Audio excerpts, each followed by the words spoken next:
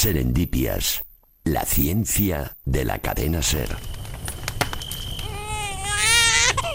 Hace 3 millones de años nació un bebé hipotético, el primer representante de nuestro género Homo. A su especie la llamamos Homo gautengensis y, a diferencia de sus padres, era el primer hominino.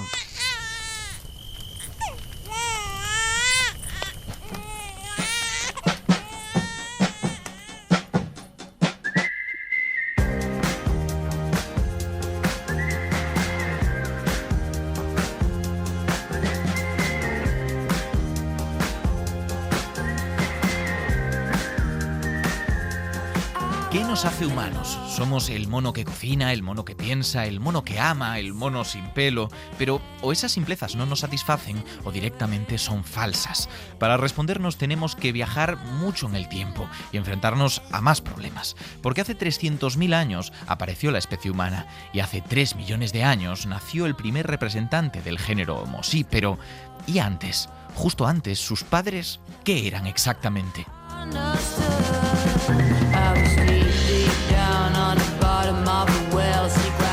La evolución es gradual, pequeños cambios acumulados. En teoría, nunca ha habido un individuo que haya dado a luz a otro de una especie diferente. Y sin embargo, en algún momento debemos establecer su origen. Alguno tuvo que ser el primero. Nuestra historia es, en realidad, como la de aquella montaña de arena de Sórites. Un grano no es una montaña, 2 tampoco, y 10 granos siguen sin serlo. Pero en algún momento, entre 10 y 300.000, se forma el montón de arena. ¿Hay acaso un grano responsable de tal hito? Esa es la paradoja del eslabón perdido.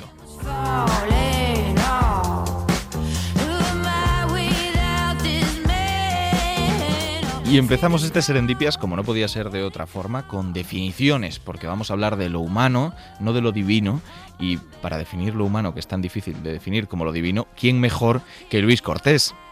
Ay, muchísimas gracias, querido Ignacio, y gracias a todo el equipo de Serendipias. Es que me gusta tanto definir, yo no sé qué tiene definir, que me vuelve loco. ¿Qué vas a hacer? Que esta es la última sección de la temporada. ¿Qué harás después? Sí, pues yo aquí quiero plantear la palabra clave, porque si estamos titulando este programa, ¿verdad?, Nuestros orígenes, demonios, tenemos que plantearnos qué nos hace humanos. Así que, fíjate, Ignacio, la palabra que te traigo es ni más ni menos humano. Me gusta, hombre, va al pie. Bueno, nos afecta directamente. Nos afecta bastante más que otras que hemos tratado, desde luego. Pero entiendo que definir humano no es tan fácil como puede parecer.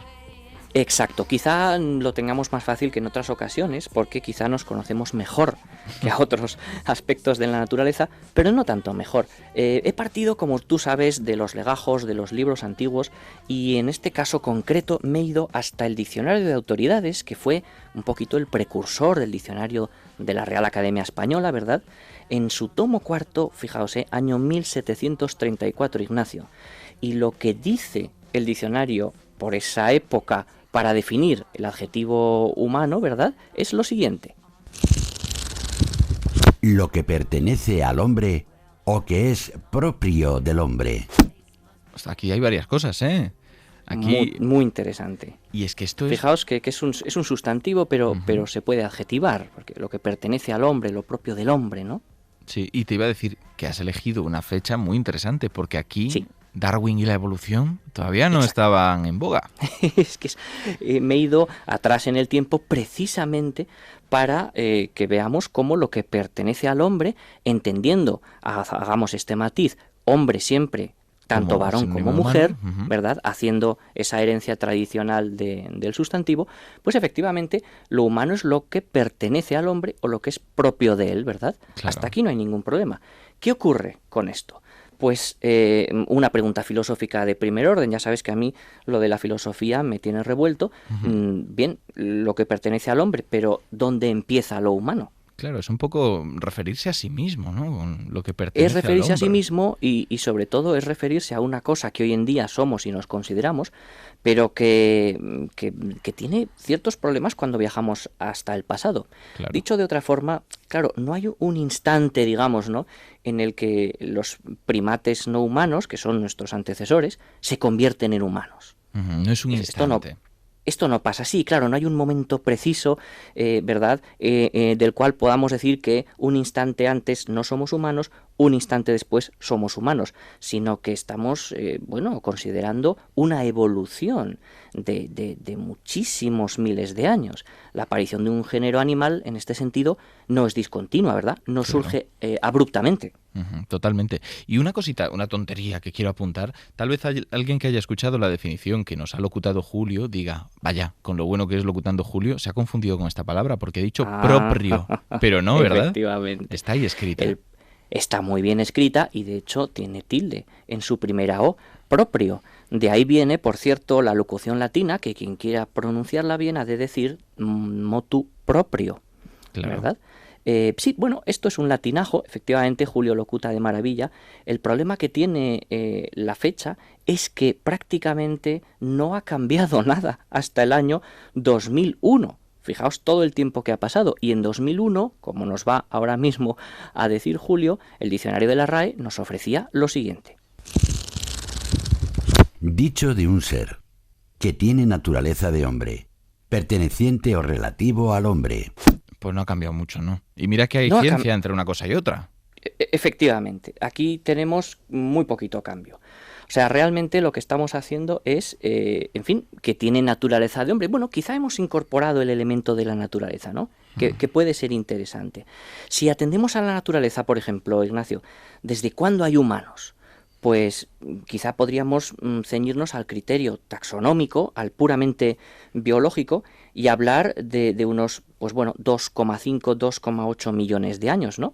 De alguna forma, claro, es Linneo, nuestro gran taxonomista, el padre de la taxonomía zoológica moderna, el que bautiza nuestra especie allá por 1758. Fijaos que cuando la definición del diccionario de autoridades, la primera que hemos leído, la antigua, todavía no nos llamábamos a nosotros mismos Homo sapiens. Claro, esto es muy interesante.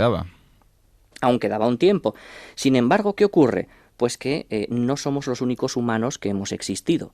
Somos los únicos humanos vivos, pero ha habido otras especies, ¿verdad? Más de 10 que se han propuesto y que no en vano suponen una gran discusión por parte de los especialistas, porque aquí entramos en el gran conflicto de qué es una especie, desde qué punto de vista podemos hablar de la humanidad biológica, ¿verdad? ¿Cuánto nos distanciamos unos de otros? Definiciones que nos llevan a otras definiciones. Para la gente que diga, oye, ¿cómo que otras 10 especies de humanos? Estamos hablando de otros miembros del género Homo, como puede ser los neandertales, el hombre de Flores, etcétera, que se considerarían humanos en cierto modo, ¿no? Sí. Efectivamente, se consideran humanos porque tienen una serie de características comunes que nosotros, de forma convencional, es decir, de forma pactada, de forma, si queremos entrecomillarlo, artificial, hemos decidido incluir, pero no de forma gratuita, no de forma arbitraria. Claro. Esto yo creo que es importante, ¿verdad? Digamos que la pregunta aquí filosófica podría ser la siguiente. ¿Cuántas variaciones queremos admitir entre unas especies y otras? Pues, por ejemplo, entre los neandertalensis, los habilis, ¿verdad?, los rudolfensis, es decir, ¿cuántas diferencias queremos establecer entre las distintas especies para precisamente poder considerar que son otra especie? Claro. ¿Cuánto ¿verdad? Tiene que acumular de cambios generación tras Eso generación es. Para decir, esto ya es algo diferente? Por lo Justo. que decías, que no es en un instante el cambio. No es en un instante. Y hablar de especies, y ya no digo de subespecies, es algo muy difícil debido, entre otras cosas, a que hay un entrecruzamiento genético, ¿verdad? Hay una mezcla. Totalmente. Fijaos que, sin ir más lejos, en la década de los años 2000, hace nada, el extinto, el Homo sapiens sidaltu, ¿verdad?, pues ha ganado puntos para ser considerado una subespecie de Homo sapiens. Sin embargo, otros científicos consideran que no merece ser calificada como subespecie. Así que hay una resistencia dentro del propio método de consenso que sigue la comunidad científica para clasificar de una forma u otra. Hay una cosa que me llama la atención muchísimo, Luis, y es que no sé cuánto tiempo llevamos ya de sección, pero todavía no me has hablado de la etimología de esta palabra. Fíjate que a ti te gustan y que empiezas mucho por ellas. Sí, me he resistido precisamente porque aquí la etimología nos habla de lo bajo, fíjate, del humano, de humus, de la tierra, ¿verdad? De ahí es de donde viene la expresión humano. ¿Por qué? Porque quizá lo relacionábamos etimológicamente con lo contrario a lo divino. Muchas veces, cuando entendemos cómo se conforman las palabras, tenemos que comprender que siempre se están dibujando sobre un mapa. Y ese mapa, en nuestro caso, es lo que siempre nos hemos preguntado como naturaleza humana. Ya no en un terreno biológico, puramente zoológico, sino qué es lo que nos hace esencialmente diferentes, entre paréntesis, si es que hay algo, del resto de animales. Y este es el tema de los animales va a aparecer en el programa naturalmente, porque una de esas preguntas que ya se hizo Platón es si tajantemente podemos distinguirnos de los otros bichos que vagan sobre la Tierra. Él planteaba que sí, por supuesto, pero otros filósofos piensan que no existe algo así como una esencia humana, ¿verdad? Algo que nos haga radicalmente distintos. Totalmente. A mí me parece muy interesante hablar de ello, de si las esencias están ahí, sobre todo cuando hablamos de algo puramente humano. Pero lo que no sé es si en algún momento se ha tenido esto en cuenta en las definiciones. ¿Tienes alguna en la manga que mejore un poquito la anterior? Pues realmente no hay nada en la manga que mejore, porque lo que seguimos, vamos a escuchar nuestra última definición, ¿verdad? Vamos a ver cómo sigue sin aparecer en la academia nada relativo a la naturaleza humana en sentido filosófico y nada relativo a la biología. Hombre, ser animado racional, varón o mujer. Vale, ¿y esto de qué año es? Fijaos qué interesante. Esta última definición, ser animado racional, varón o mujer, esta es una definición de hombre que pertenece a 2023. Se nota la actualidad, ¿verdad? Se nota esa pulsión de intentar primero incluir a las mujeres en la definición de hombre. Lo cual está fantástico. Quiero decir, entendiendo que si se está usando como sinónimo de humano, dejemos claro que se está usando así. Vale. Claro, entonces, humano para 2023, para la RAE, es exactamente lo mismo que en 2001, pero sin embargo, lo que ocurre es que ampliamos un poquito la noción hacia varón o mujer y fíjate qué interesante, ser animado racional. Vale, ya estamos distinguiéndonos de los animales, ya estamos empezando a trazar esa línea divisoria que en el fondo estaba en la cabeza de todos, pero que no había llegado al diccionario, si os dais cuenta. Es que realmente es una definición que, porque me dices que es de ahora, pero podría ser perfectamente de la Grecia clásica en muchos aspectos. A mí me suena tremendamente platónica. Y allá va mi propuesta. Yo lo siento mucho por la academia, pero aquí en Serendipias tenemos la nuestra, que es imaginaria. Y por eso podemos hacer con ella lo que nos plazca. Bueno, pues yo me retrotraigo de nuevo a la biología, en esto soy más aristotélico, y planteo definir humano de la siguiente forma tan concisa, solamente en 5 palabras. Humano, animal perteneciente al género Homo. Vale. Oye, ¿qué te parece? Muy limpia. Yo creo que nos va a reducir las ínfulas de superioridad que a veces se nos han ido un poco de las manos. Pero me he dado cuenta de que te he pisado yo la definición, porque hace un rato dije algo parecido. Sí, yo también. Pero eso es que estamos convergiendo serendípicamente hacia donde debemos estar. Somos primates, por mucho que nos pese, por mucho que no queramos admitirlo, varones, mujeres, pero en el fondo la mejor definición de humano es perteneciente al género Homo. Todas las cualidades que queramos atribuir después son filosofía y yo creo que escapan al contenido de una breve definición, ¿no? Pues me parece maravilloso, porque anda que no vamos a hablar en este programa sobre humano y género Homo, porque hablando de los orígenes, de escucharos, Dios mío. Pues quédate y escúchanos, que vamos a hablar de muchas cosas. Luis, muchísimas gracias. A vosotros, como siempre, un gran placer.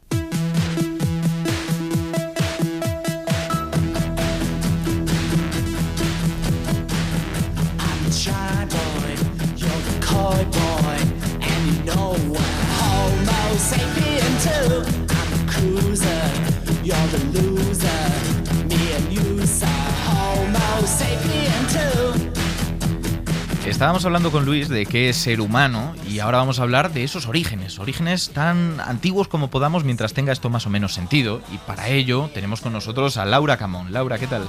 Buenas. Bueno, voy a presentarte, ¿vale? Porque tenemos la costumbre de presentar aquí a la gente. Primatóloga y comunicadora científica especializada en comportamiento animal. Eso es. Fíjate que animal, habrá gente a la que le sorprenda porque vamos a hablar de seres humanos, que somos animales, pero es verdad que existe la psicología. Claro, sí. Es verdad que como somos nosotros humanos, hay como mucha especialización en estudiar este animal en concreto, pero al final, para mí, es un animal más. Y vamos a hablar de ello, porque tenemos que entender un poco cómo son el resto de animales, sobre todo los parientes más cercanos, para situarnos a nosotros. Tengo varias preguntas. La primera, empezamos ya así de golpe, es cómo eran los antepasados, los ancestros de los homínidos, de los homininos en concreto, o sea, de lo que es nosotros, neandertales, etcétera.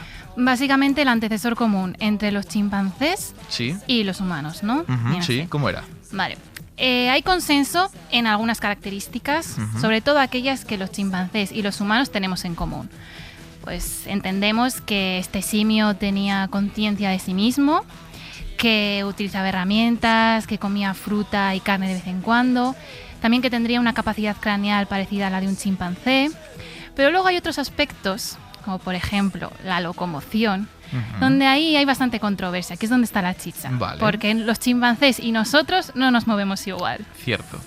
Bien, pues aquí solo hay una respuesta 100% correcta, que a veces no nos gusta mucho dar, que es Tal vez, depende, no sé. Bien. que no lo sabemos. Vale, bien, perfecto. Que no lo sabemos porque es que, mira, te voy a explicar.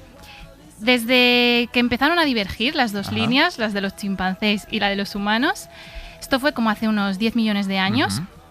Luego hubo unos cuantos millones de años más que estuvimos como un poco cruzándonos, que hubo ahí... Que nos reencontrábamos como una expareja con la que te encuentras varias veces, ¿no? Tú lo has dicho. Vale. Y ya como acabamos de divergir definitivamente hace unos 6 millones de años. Vale. Esto es lo que dicen los estudios genéticos.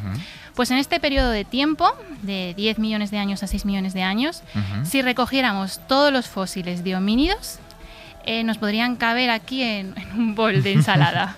Claro. Hay muy pocos, entonces esto hace que no podamos decir con seguridad cómo era la anatomía de estos animales. Así que todo lo que vamos a hacer ahora va a ser un poco especulación. Bueno, pero está bien, si se hace con rigor, hasta donde podamos, a ver, hasta donde sepamos. Es verdad que se puede especular, pero hay veces que puedes especular con mayor criterio que otras veces, ¿no? Vale. Entonces vamos a intentar especular con criterio. Venga, especulemos con criterio. Venga. Entonces, A ver, lo que siempre se ha pensado en el imaginario de los seres humanos es que provenimos de un simio que era como un chimpancé. sí, De hecho, la típica imagen de la evolución... pintan ahí un chimpancé. Pintan ahí En un chimpancé. estos dioramas, sí. Eso es. Y es que a los humanos nos encantan las historias y sobre todo las historias del héroe, como esto de que nos ponemos de pie y nos erguimos y al final somos bípedos como Dios manda. Como si la evolución nos estuviera llevando hasta ahí porque sí, porque esa es la dirección correcta, ¿no? Sí, eso lo compramos muy Que no es cierto. fácilmente. Pero ¿qué ocurre? Sí. Que sí que han aparecido fósiles sándwich de antes de ese periodo y de después, de hace unos 11 millones de años Vale. y unos 4 o 5 millones Pero de nos años. falta el relleno del sándwich. Nos falta el relleno, el sándwich. Pero el sándwich, o sea, el pan lo tenemos. Bien. Entonces, sobre todo hay un fósil que es Ardipithecus ramidus, que tiene unos 4,4 millones de años, que está dando mucho de qué hablar y nos está dando muchas pistas. Al parecer, ya era bastante bípedo y era un braqueador. Esto es un poco como son los gibones, que Sí. también son simios. Entonces se desplazaba colgándose por las ramas y el estudio de la mano parece indicar que nunca provino de un animal que andase como un chimpancé, que es con los nudillos. Vale. ¿Sabes? Entonces, ¿qué querría decir esto? Pues querría decir que igual nunca hemos andado con los nudillos los seres Curioso. humanos. Entonces, ¿qué pasa? Claro, los chimpancés andan así y los gorilas andan así. De ahí también que igual pensáramos que estos animales eran fósiles vivientes de lo que eran porque nuestros... es de lo que tenemos más cercano. Claro, de nuestros antepasados. Pero es que puede ser que este tipo de forma de andar apareciese 2 veces en la evolución. Primero apareció con los gorilas y después volvió a aparecer con los chimpancés. De forma independiente, claro. Exacto. Que a mí, sinceramente, es una hipótesis que me resulta muy convincente. Porque sobre todo después de haber estado un año siguiendo monos en la selva, que entiendes perfectamente que se agachasen otra Claro, vez. totalmente. Porque de verdad, no hay nada peor como ser un bípedo intentando seguir monos por la selva. Sí, Vale. lo entiendo. Tengo otra pregunta que hacerte, Sí. que es, entonces, teniendo esto en cuenta, que ya nos has dejado claro algunas de las características, ¿hay algo que nos haga especiales? O sea, ¿cuánto nos parecemos realmente? A ver, los seres humanos somos un animal muy raro. Vale. Yo cuando oigo esto de los chimpancés se parecen mucho a nosotros porque compartimos el 96% del genoma. Sí, Pero pobres chimpancés, déjalos, Ya. que ya suficiente tienen con que casi los exterminamos como para encima decirles que son muy parecidos a nosotros. La similitud genética no predice normalmente la similitud en comportamiento. De hecho, no hay más que ver a los chimpancés y a los bonobos, que son genéticamente prácticamente idénticos, pero en cambio su comportamiento social es muy distinto. O sea, yo suelo explicarlo como que los chimpancés descuartizan a sus vecinos, los bonobos copulan con sus primos. Vale, sí, es una buena diferencia, desde luego. Para explicarlo rápido. Entonces, a ver, sí que es verdad que si somos primates al fin y al cabo y tenemos muchas similitudes, como pues somos animales súper sociales, pero si nos ponemos a rascar un poco, encontramos muchas diferencias. O sea, los seres humanos tenemos tetas. Vale. Que otros primates solo tienen tetas cuando hay que amamantar, no desde la pubertad. Y además jugamos con ellas durante el sexo. Los adultos nos chupamos los pezones entre sí. No me digas que eso no es raro. Desde luego. Ahí ya entramos en cuestiones que nos diferencian. Sí, exacto. Cosas que nos diferencian. Cocinamos el alimento y hacemos programas sobre competencia de quién cocina mejor y hacer un pudín más bonito. Sí, desde luego es raro, ¿eh? Es raro. Tenemos TikTok. Pues, tenemos TikTok, sí. En algún momento ha pasado algo entre ahora, con todas estas cosas, y ese momento del que hablábamos. Y quiero que escuchemos una sintonía que lo representa bastante bien.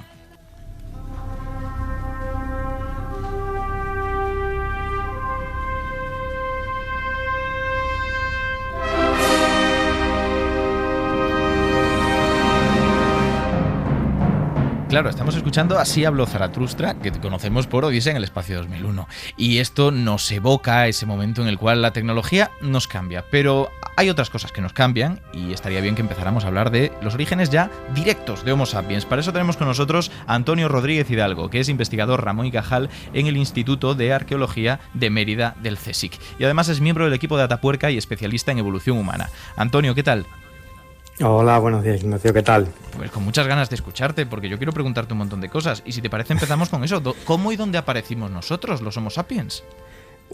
Pues esta es una de, Ignacio, esta es una de las grandes preguntas de la paleoantropología, porque es verdad que si parece que cuando estudiamos otras especies, ¿no? Otras especies de homininos como los neandertales, parece que hay cierto consenso en los caracteres no morfológicos, y no solo morfológicos, o sea, no en las características físicas de esos neandertales, sino también en su comportamiento, en su cultura. Parece que hay unanimidad, ¿no?, por parte de los investigadores con respecto a qué es un neandertal cuando nos miramos el ombligo, ¿no?, cuando estamos estudiándonos a nosotros mismos. Claro. Esto ya empieza a generar muchos problemas, y es que hay diferentes versiones.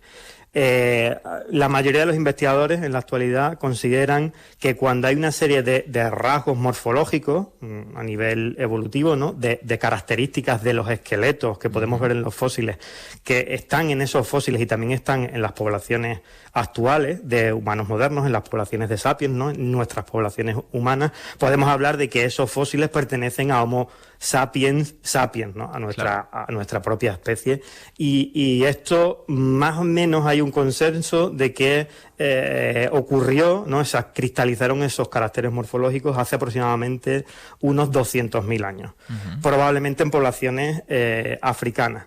El problema viene cuando vamos un poquito más atrás en el tiempo y empezamos a encontrar a otras poblaciones en África que tienen algunas características morfológicas, como decía Laura antes, ¿no?, algunos elementos que podemos ver en el esqueleto que están relacionados, por ejemplo, con la locomoción. En los chimpancés podemos ver en sus manos que presentan una locomoción, ¿no?, que andan con los nudillos, ¿no? Pues en el caso de los humanos modernos os pasa lo mismo. Hay algunas características morfológicas que empiezan a aparecer, pero aparecen en forma de mosaico. Y claro, entre hace aproximadamente unos 500.000 años y 200.000 años tenemos en África diferentes tipos de fósiles, muchos de ellos con dataciones muy precarias, que no son muy seguras, que tienen un mosaico de rasgos antiguos, primitivos, y una serie de rasgos derivados. Entonces tienen un poquito de sapiens, pero no lo suficiente como para decir que son poblaciones de Homo sapiens. Claro. Entonces estamos en esa tesitura, en saber si en realidad todo ese mosaico de características anatómicas sapiens cristalizan hace 200.000 años, y aparecen de forma completamente muy rápida, ¿no? Casi que de un día para otro, o si hay una lenta acumulación de variaciones morfológicas y de características que llevan a esa cristalización de lo que sería un Homo sapiens, nuestra propia especie, también en esa cronología. Claro, en parte has nombrado pues neandertales también, has comentado Homo sapiens moderno, nos has dicho pues que tal vez eran de alguna especie previa, y todo eso me hace pensar en estos árboles evolutivos súper complejos y súper cambiantes, que nos los cambiáis cada 3 añitos con nuevas fechas y nuevas cosas. Y me pregunto una cosa, vamos a jugar un juego si queréis muy rápido, Laura y Antonio, y es ¿cuántos nombres de especies del género Homo creéis que la gente puede nombrar? Vamos a escucharlo. ¿Cuántos antepasados del Homo sapiens me puedes nombrar?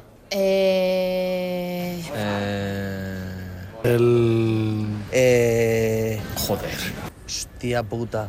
Es que no me acuerdo, tío. Homo antecesor, Homo neanderthalensis, Australopithecus... El Homo erectus. Homo erectus y Homo habilis. Homo erectus, Homo antecesor.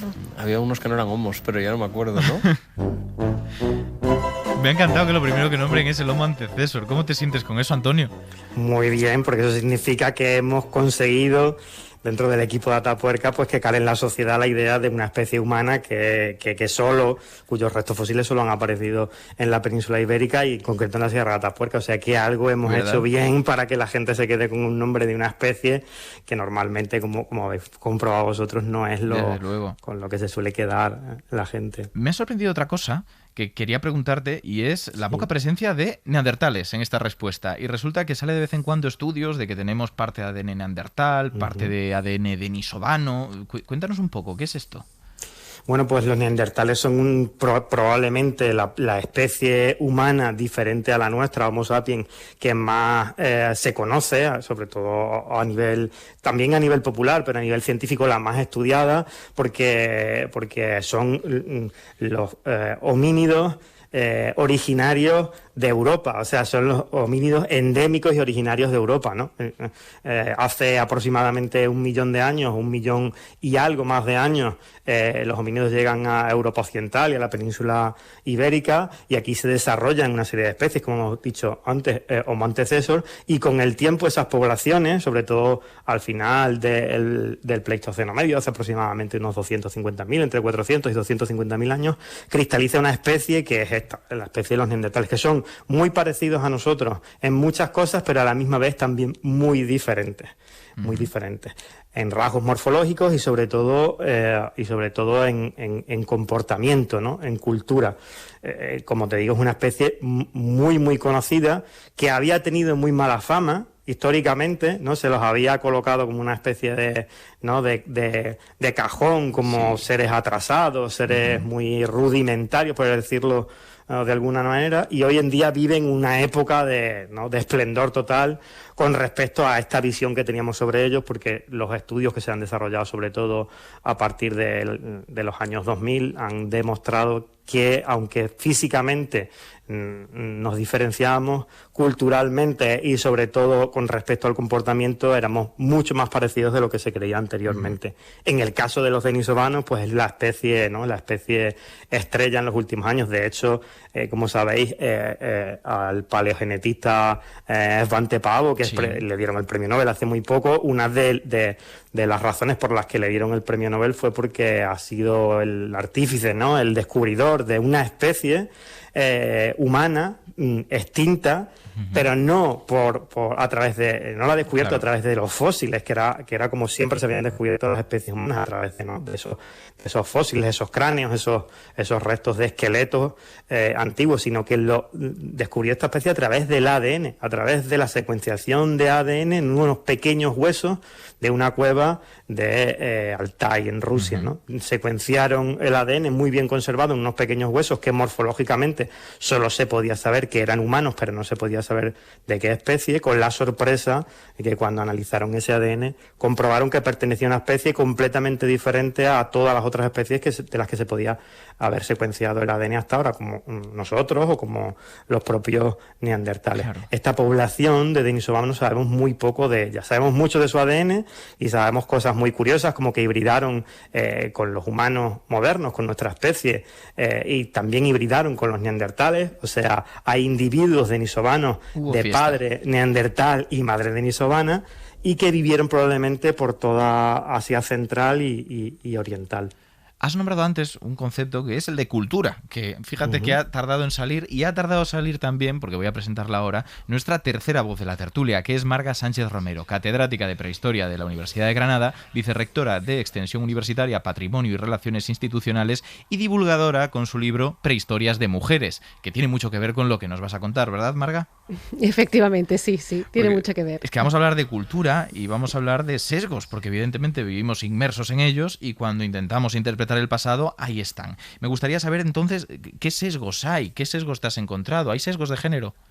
Pues mira, el primero de los sesgos tiene que ver precisamente con evolución humana. Habéis mencionado esa diorama en lo que aparece un señor mono y después aparece un señor así, ¿no? Laura lo ha comentado, ¿no? Cómo va evolucionando. Primero, el concepto de evolución, pues ya es un sesgo, ¿no? Como que vamos a mejor, sin contar con esa carretera secundaria, esos parones, eso no lo vemos en esos dioramas, pero en esas representaciones, pero es que además vemos solo señores en eso, normalmente en eso. Ahí ya tenemos un sesgo, ¿no? El sesgo el del androcentrismo, que vertebra pues la mirada que hemos hecho sobre las sociedades del pasado en cualquier momento histórico, ¿no?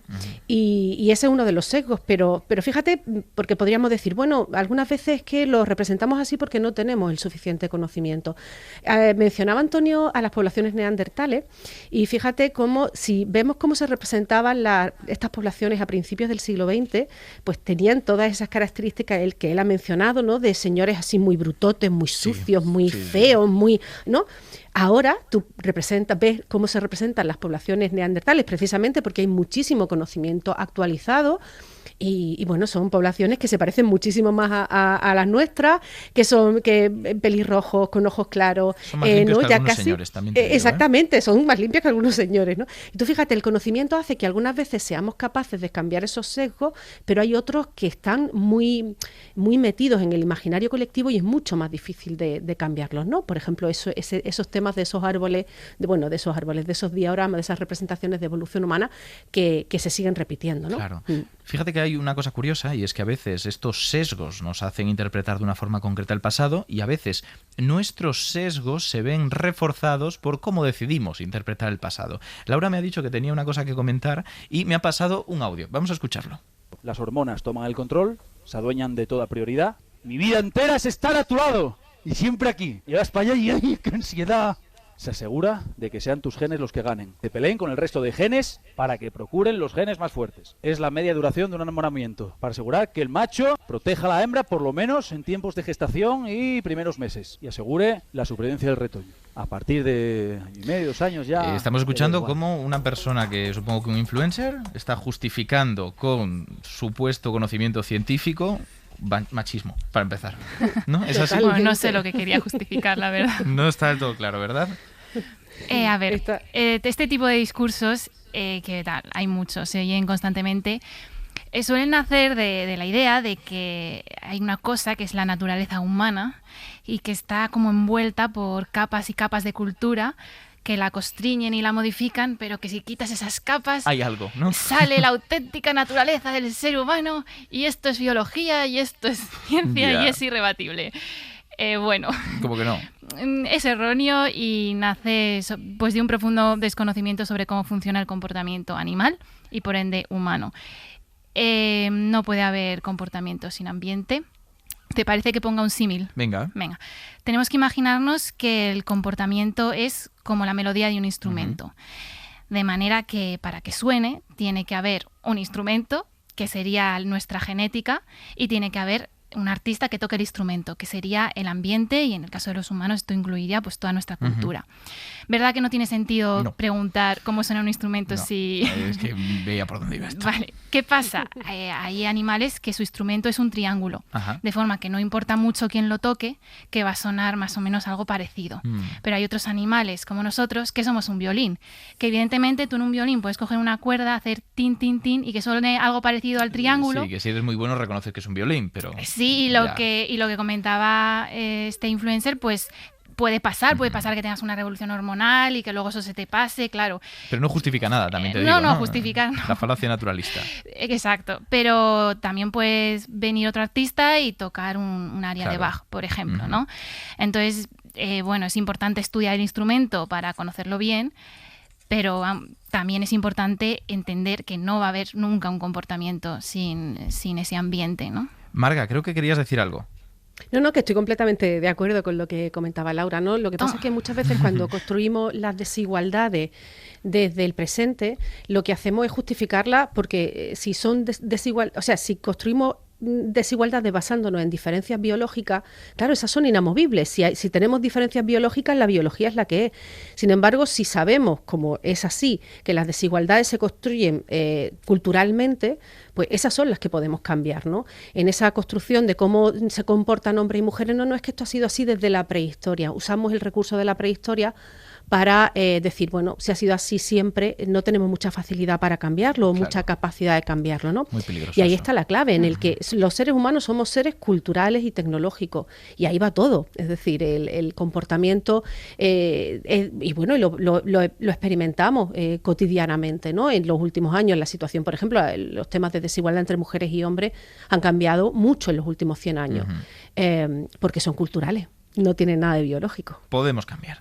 Pues tengo que deciros una cosa, los tres, Laura, Antonio, Marga, muchísimas gracias, porque, y lo digo de verdad, creo que es la mejor tertulia que hemos hecho, pero también os digo una cosa, la más larga. Así que muchísimas gracias a los tres, pero tenemos que ir despidiendo. Hasta la próxima. Hasta la próxima. Gracias a vosotros. Serendipias, con Ignacio Crespo.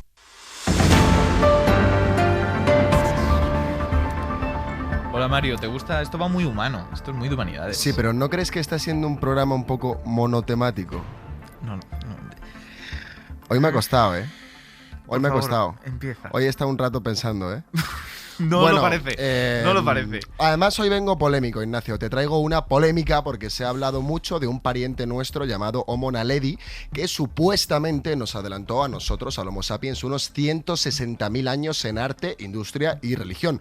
O al menos eso es lo que dicen 3 estudios recientes. En ellos sugieren que el Homo naledi pudo haber creado arte rupestre, desarrollado cierta industria lítica e incluso realizado rituales mortuorios sofisticados mucho antes que nosotros. Sin embargo, pronto empezó a haber cierto run y estos estudios han sido cuestionados por la comunidad científica porque parece que no reúnen suficientes pruebas para hacer afirmaciones tan aventuradas. De hecho, parece que incluso puede haber intereses personales, así que yo que sé cosas vuestras de científicos. El Cuerpo me pide aquí titular esto diciendo que el ser humano llegó 160.000 años tarde, pero es un poco clickbait, es un poco HuffPost y yo soy un periodista de raza. Qué rabia da esa expresión. Me da casi más rabia que lo de monotemático. Periodista de raza, ¿qué eres? ¿Un pastor alemán? Anda, tonto. Venga, trabaja, siguiente. Te cuento también que un nuevo estudio publicado en Nature ha analizado la relación entre la erupción de un supervolcán llamado Toba hace 74.000 años en Etiopía y una de las primeras migraciones del Homo sapiens, que salieron por patas, vamos. El estudio utilizó criptotefras, que es un diminuto polvo de vidrio emitido por la erupción del volcán que podemos usar para datar con una precisión temporal asombrosa, con un margen de error de incluso pocas semanas. Gracias a las criptotefras, este grupo de científicos ha podido poner fechas a algunos eventos de este periodo y esto nos ha llevado a una conclusión muy interesante, y es que hasta ahora sospechábamos que en los primeros pasos de nuestra expansión global seguíamos corredores verdes, donde el alimento era abundante en etapas especialmente húmedas. Sin embargo, las nuevas dataciones sugieren lo contrario, que eran épocas de sequía en las que nosotros seguíamos ríos, que los caminos eran azules en vez de verdes. La conclusión ¿sabes? Es de colores, ¿no? Claro, al final todo se puede explicar. En la próxima sección hablamos de las letras y las formas, ¿vale, Mario? Vale, yo soy muy de círculos. Mario, muchísimas gracias. Gracias a ti, Ignacio. Hasta la próxima.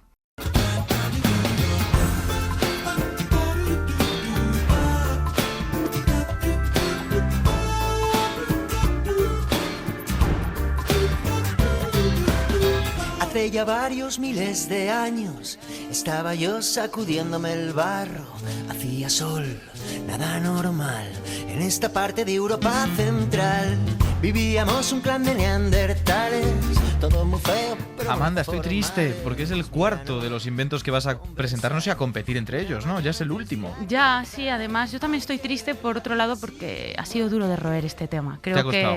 Sí, creo que he encontrado mi contraimperio romano. ¿Y pero cuál bueno, es? Pero bueno, venga, vamos a dejarle a Julio que nos lo presente a ver si lo arregla.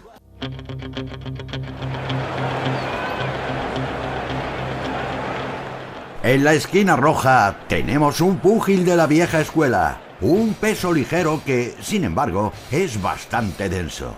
Sus puños son pura roca, su cráneo es pétreo y tiene unos abdominales que desafían la escala de Mohs. Hace milenios se cobraba vidas en el ring. Ahora, la verdad es que ahora son piedras.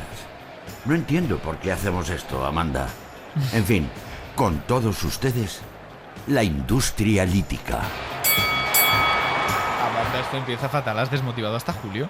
¿Qué pasa? No lo puedo vender con pasión. Bueno, vamos a hacer que compita la industria lítica como mejor tecnología contra cohetes, ingeniería genética y relojes, ¿verdad? Estábamos así. Bueno, hago lo que puedo, Venga, ¿vale? cuéntanos. Pero venga, vamos a intentarlo. Defiéndela. Voy primero con la definición, ¿vale? Porque así dicho industria lítica, quizá... Suena raro, sí. Pues se refiere a la producción y el uso de herramientas de piedra por parte de los seres humanos prehistóricos. Vale.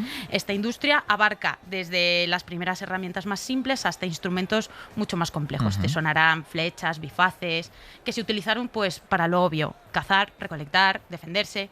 Y aunque suene a una cosa muy aburrida, como ya te decía Julio, pues han sido herramientas tecnológicas decisivas. Bueno, hemos sacado utilidad, sí. Hombre, ¿quién no tiene un cuchillo en casa? ¿Quién no tiene un bifaz en casa? Efectivamente. Vamos, tú le dices a un Homo habilis que su tecnología acabaría idolatrada en un programa como Forjado a Fuego y yo creo que se caen de espaldas, pero bueno. Sin duda. Sigamos. Metámonos un poquito más en el meollo de esta tecnología, a ver qué te parece. Venga. La elaboración de herramientas de piedra por nuestros superancestros super prehistóricos no era un acto de encontrar cualquier roca, pongo, cojo, la tallo y ya está. Vamos, que no todas las rocas valían. Teníamos materiales como el sílex, el cuarzo y la obsidiana también, que eran muy apreciados precisamente por la resistencia y la capacidad para fracturarse bien, generar esas lascas, ¿vale? Sí. De hecho, tampoco todos los golpes valían. A medida que las técnicas se fueron perfeccionando, se hizo evidente que la precisión en el tallado era súper importante y súper útil, ¿vale? La técnica, al final, técnica. Efectivamente, y esto en una tecnología es muy, muy importante. Por ejemplo, datados hace 2,5 millones de años, encontramos las herramientas de lo más antiguo. Las más primitivas, que son cantos rodados, de sílex, que presentan pocos golpes, son así como toscas, muy simples, dando como resultado pues un filo grueso. Para los más curiosos de esta industria se denomina oldubayense, a ver si lo he dicho bien. Oldubayense.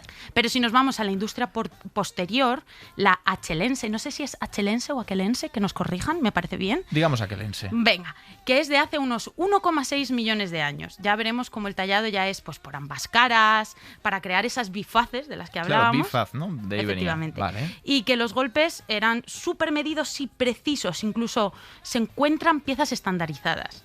Es decir, que ya se hacían con una técnica similar toda. Qué bueno. Esto es muy relevante, de hecho esto se lo he cogido de Pacozoico, porque quiere decir que ya había una transmisión de la técnica de mayores a jóvenes. Entonces esto es muy, muy relevante. Claro. Un saludo a Francesc Gascó con su buena divulgación en tema paleo. Que es maravilloso.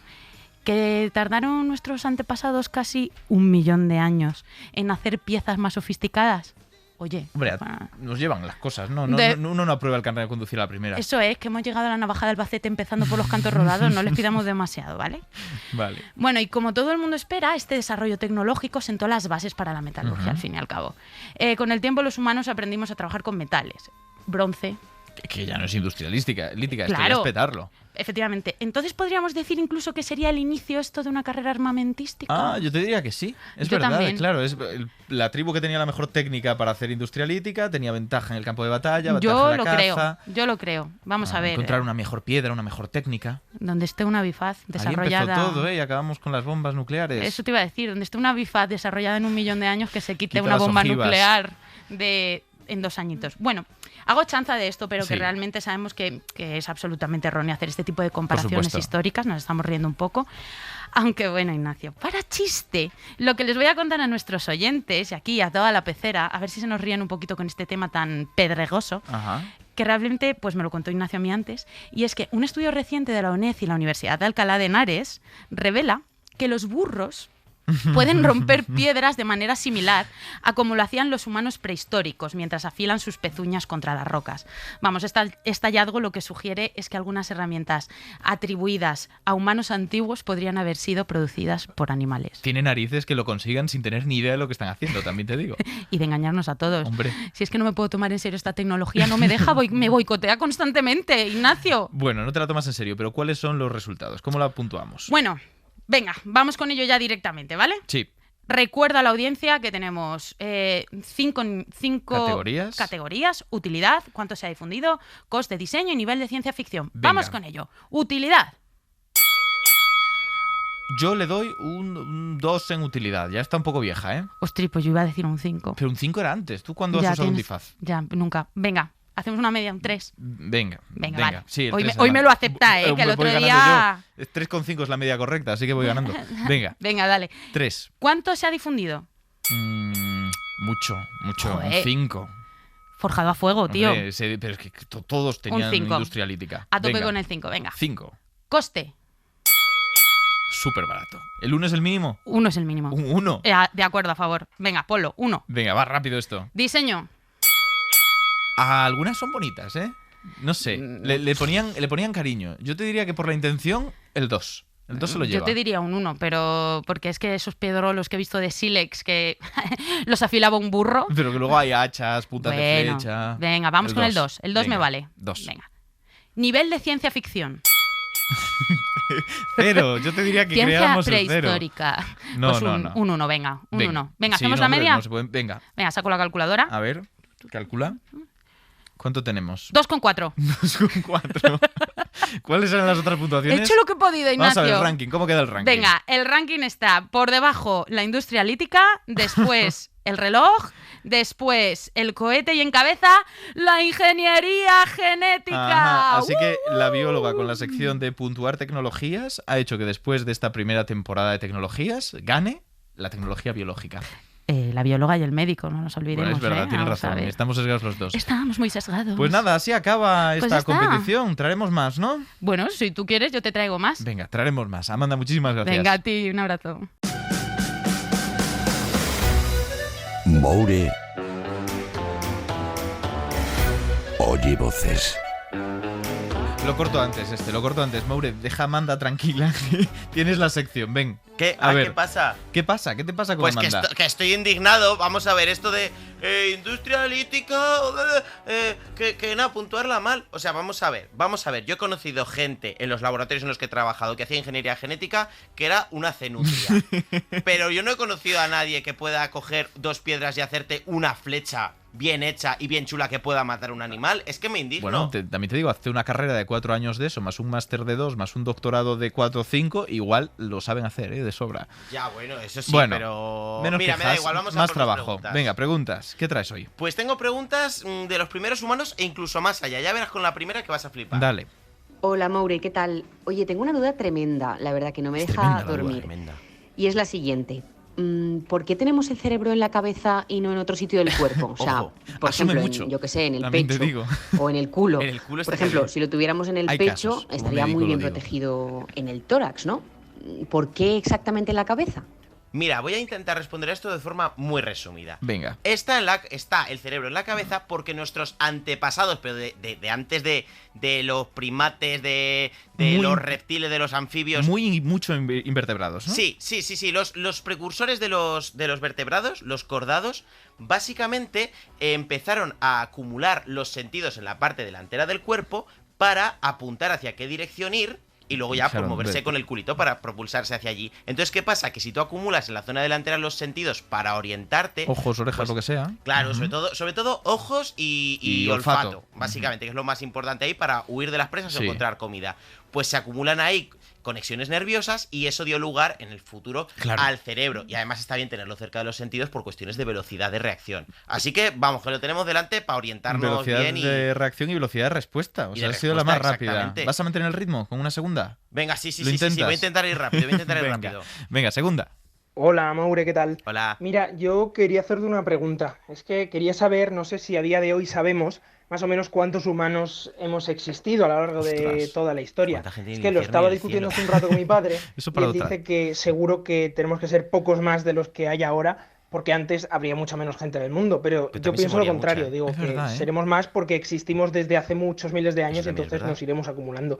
No sé si nos puedes sacar de dudas. Gracias. Veo aquí argumentos de un lado y de otro. Claro, es que las dos cosas son ciertas. Fíjate, echando cálculos, utilizando pues tasas de natalidad y de mortalidad basadas en restos arqueológicos y utilizando un montón de modelos demográficos, sí que ha habido demógrafos que han llegado más o menos a un número, que es que a lo largo de la historia de la humanidad han existido unos 117.000 millones de humanos. Dios, Son es más- mucho más de lo que hay ahora. Pues bueno, sí, pero fíjate, estamos vivos el 7% de los humanos que han existido Sí, jamás. pero es que me esperaba que fuera incluso más, sí. Pues sí, pues no está nada mal la cifra. Es verdad que a mucha gente le parecerán 107.000 pocos. millones. A gente le parecerán pocos, pero es que fíjate, la mitad de los humanos que hemos existido en los últimos 2000 años. Ostras. Es que en el año 1 de nuestra era, que ya pasaban muchas movidas de muchos humanos, había romanos, había toda esta gente. Había romanos, había solo unos 300 millones de seres humanos. Y fíjate, ahora somos 8.000 millones. Pero a la vez es verdad que somos una especie que más o menos se calcula que tiene casi 200.000 años. Entonces, pues ha habido mucha peña y sobre todo ha muerto mucha peña y tristemente, sobre todo niños.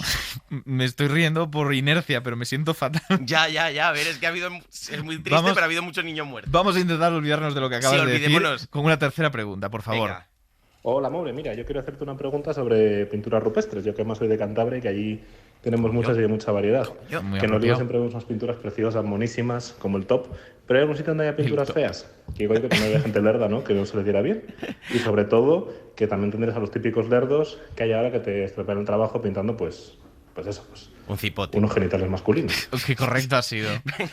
Vale, es una pregunta muy interesante. A ver, en resumen, no hay un arte rupestre, al menos paleolítico, pocho. Es decir, No hay de Paco estuvo aquí. No. Hay diferentes tipos, diferentes estilos de arte rupestre paleolítico. Te pueden gustar más unos, te pueden gustar más otros. Y el gran ejemplo lo tenemos en la península ibérica. Tenemos en el norte esas figuras típicas de animales preciosas, muy naturalistas, muy bien proporcionadas, muy detallistas, que es lo que corresponde al arte paleolítico franco-cantábrico. Pero luego tenemos las de Levante, el arte levantino, pues que es mucho más esquemático, es menos detallista, son estos que son un poco, entre comillas, moñigotes. Pero ¿qué pasa? Que es menos detallista, pero es más narrativo, porque sí que suele mostrar escenas. Que Entonces hacía dices, mejor tiempo y salían más de la cueva, ¿sabes? claro, si dices, ¿qué te quedas con lo narrativo o lo detallista, con papá o con mamá? Pues mira, el arte rupestre, igual que todo el arte, es subjetivo y al final lo que nos maravilla de las pinturas rupestres es el hecho de pensar que lo han hecho seres humanos que vivían en otro mundo dominado por las fieras, la oscuridad, las hogueras y las estrellas. Y eso es lo bonito del arte rupestre. Tan bonito, pero qué buena frase. Es que Hombre, no quiero ¿has añadir visto? yo nada más. Pues ahora lo estropeo hablando de cipotes y genitales en arte rupestre. Venga, por favor. ¿Vale? Sí, efectivamente. Esto sí es tu sección, sí. Hay genitales pintados en las paredes de muchas cuevas. Por ejemplo, un ejemplo lo encontramos en Ribadesella, en Asturias, en la cueva de Tito Bustillo, que hay una sala que se llama el Camarín de las Vulvas. Y si Vale. tiene ese nombre Sí. es porque está lleno de genitales femeninos pintados en rojo y que tienen entre 12.000 y 15.000 años. Y te doy un dato interesante. Dámelo. ¿Sabes quién fue el primer director de las excavaciones de Tito Bustillo? ¿Tu padre? Mi padre. Ojo, ¿eh? El Moure original, el Moure bueno. Pues no tenía ni idea. De hecho, no hay sección. O sea, no hay guión de esta sección. No. es nada preparado Hoy en no ese estoy aspecto. leyendo el guión para poder ir más rapidito. Totalmente. Pues sí, mi señor padre, el Moure bueno, no el que decía más mamarrachetes. Y bueno, sigo con el tema de genitales, porque es cierto que también, fíjate, también en Francia, por ejemplo, tenemos en Cellier y en Farrasí, que no sé si lo he pronunciado bien, porque No el francés importa. se me da muy mal, No importa. también hay vulvas, pero ya talladas en la roca, que tienen 30.000 años. O sea, ya había gente guarindonga entonces. En Francia. Pero probablemente fueran cuestiones más rituales, etcétera. Genitales masculinos son mucho menos habituales en el arte rupestre en Europa, pero más que pintados aparecen más en forma de arte mueble, es decir, en forma de objetos, que supongo que un genital masculino es más fácil de hacer como objeto, con maravillas como, ojito, el falo de Hohlefels, encontrado en Alemania en 2005, que es un falo de piedra de 20 centímetros y que por su forma y tamaño es muy probable que sirviese exactamente para lo que estás pensando que servía. Para colgar sombreros. Sí, Ignacio, Eso sí. Es. Vamos a dejar que la gente se lo imagine. No somos nosotros los culpables. Sí, no, nosotros no le diremos nada. No, que averigüen la Tenía respuesta. su sex shop, oye, esta gente. Eran humanos. Desde luego. Moure, muchísimas gracias por tu sección. Nada, gracias a ti.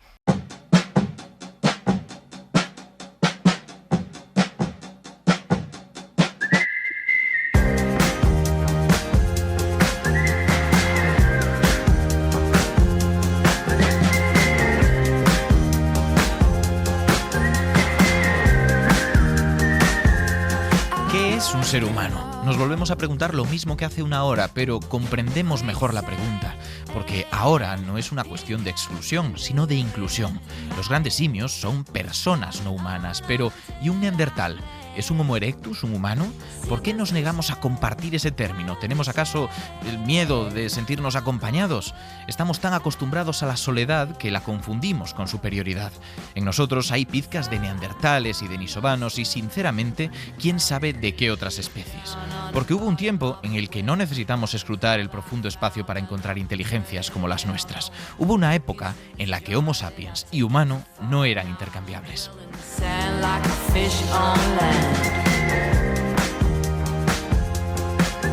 Serendipias, con Ignacio Crespo.